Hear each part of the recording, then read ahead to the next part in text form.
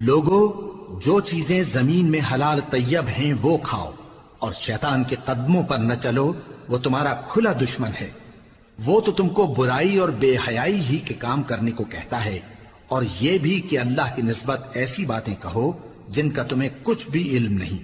اور جب ان لوگوں سے کہا جاتا ہے کہ جو کتاب اللہ نے نازل فرمائی ہے اس کی پیروی کرو، تو کہتے ہیں نہیں، بلکہ ہم تو اسی چیز کی پیروی کریں گے جس پر ہم نے اپنے باپ دادا کو پایا۔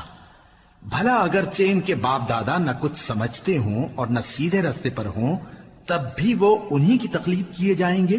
جو لوگ کافر ہیں ان کی مثال اس شخص کی سی ہے جو کسی ایسی چیز کو آواز دے جو پکار اور آواز کے سوا کچھ سن نہ سکے۔